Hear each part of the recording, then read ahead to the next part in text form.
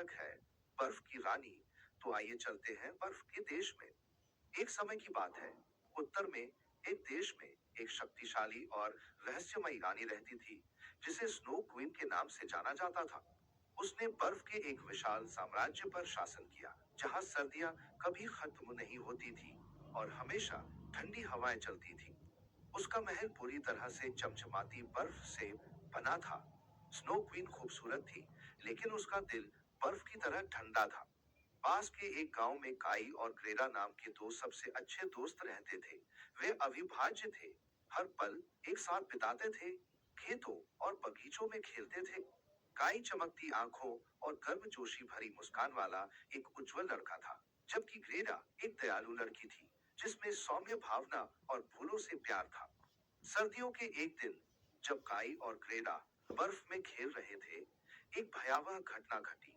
Snow queen अपने बर्फीले महल में अपने जादुई आईने से दुनिया को देख रही थी। यह आईना कोई साधारण शीशा नहीं था। इसमें प्रतिबिंबित होने वाली हर चीज को खराब करने की शक्ति थी, जिससे सुंदर चीजें बदसूरत और अच्छी चीजें बुरी दिखाई देती थी। दर्पण से एक टुकड़ा रेत के कण जितना छोटा उड़कर काई की आंख में समा गया। एक और टुकड़ा उसके हृदय में लगा। तुरंत दुनिया के बारे में काई का नजरिया बदल गया और उसका दिल ठंडा और संवेदनाहीन हो गया। ग्रेरा और अन्य ग्रामीणों के प्रति काई का व्यवहार काफी बदल गया। वह क्रूर और घमंडी हो गया। वह ग्रेरा का मजाक उड़ाता था और उन चीजों को तोड़ने में आनंद लेता था, जो कभी उसके लिए कीमती थी। ग्रेरा का दिल टूट गया था। वह समझ नहीं पा रही थी कि उसके प्रिय मित्र के साथ क्या हुआ था। एक दिन, जब काई गांव के पास रेडिंग कर रहा था, तो उसका सामना सफेद कपड़े पहने एक खूबसूरत महिला से हुआ, जो रेनडियर द्वारा खींची जा रही एक शानदार स्लेज पर सवार थी। यह स्नो क्वीन थी। स्नो क्वीन ने कई पर जादू किया और उसे अपने वश में कर लिया। उसने काई को एक सवारी की पेशकश की और उसने बिना किसी हिचकिचाहट के इसे स्वीकार कर लिया।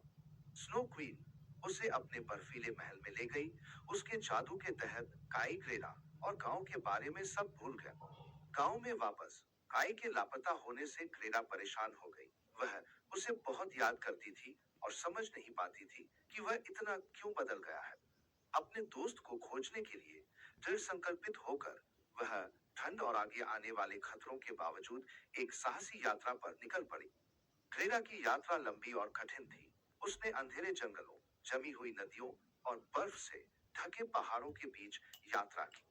रास्ते में उसे कई दयालु और जादुई प्राणियों का सामना करना पड़ा, जिन्होंने उसकी खोज में उसकी मदद की। सबसे पहले उसकी मुलाकात एक बुद्धिमान बूढ़ी महिला से हुई, जो फूलों के बगीचे में रहती थी, जो सर्दियों की ठंड को भी सहन करती थी। बूढ़ी औरत ने ग्रेरा को अपने साथ रखने की कोशिश की, लेकिन काई के लिए ग्रेरा का प्यार बहुत गहरा था और उसने अपनी यात्रा जारी रखी। इसके बाद ग्रेरा की मुलाकात एक कौवे से हुई, जिसने उसे एक भव्य महल में ले जाया। उसने सोचा कि काई वहां हो सकता है, लेकिन यह एक दयालु राजकुमार और राजकुमारी का महल था, जो हालांकि काई को नहीं जानते थे। उन्होंने ग्रेटा को उसकी खोज जारी रखने के लिए गर्म कपड़े और एक सुनहरी गाड़ी प्रदान की। जैसे ही वह उत्तर की ओर आगे बढ़ी, ग्रेटा को लुटेरों के एक गिरोह का सामना करना पड़ा। उन्होंने उसे पकड़ लिया, लेकिन सबसे कम उम्र की डाकू लड़की ने ग्रेटा की बहादुरी और दृढ़ संकल्प से प्रभावित होकर उसकी मदद करने का फैसला किया। डाकू लड़की ने ग्रेटा को रिहा कर दिया और उसे बेन नाम का एक हिरन दिया, जो स्नो क्वीन के महल का रास्ता जानता था। बेन और ग्रेटा ने बर्फीली भूमि के माध्यम से तेजी से यात्रा की। वे स्नो क्वीन के महल में पहुंचे। ग्रेटा का दिल डर से धड़क रहा था, लेकिन काई के प्रति उसकी सच्ची दोस्ती ने उसे ताकत दी। जैसे ही वह महल में दाखिल हुई, उसने काई को जमी हुई झील पर बैठा पाया, जो तेज बर्फीले अक्षरों से एक शब्द बनाने की कोशिश कर रहा था। स्नो क्वीन ने उससे वादा किया था कि अगर वह अनंत काल शब्द बना सके तो उसे आजादी मिलेगी, लेकिन उसकी आंख और दिल में फंसे जादुई आईने के टुकड़े की वजह से वह सफल नहीं हो रहा था। अपने दोस्त को ऐसी हालत में देखकर ग्रेटा काई के पास दौड़ी और रोते हुए उसे गले लगा लिया। उसके गर्म आंसू काई की छाती पर गिरे और उसके दिल में जादुई आईने के टुकड़े को पिघला दिया। जैसे ही उसके दिल से आईने का टुकड़ा निकला, काई को दर्द हुआ और वह रोने लगा। उसके आंसुओं ने उसकी आंख का टुकड़ा निकाल दिया। धीरे धीरे उसने ग्रेडा को पहचान लिया और एक बार फिर उनकी दोस्ती की गर्माहट महसूस। काई और ग्रेडा को एक साथ खोजने के लिए स्नो क्वीन अपने महल में लौट आई।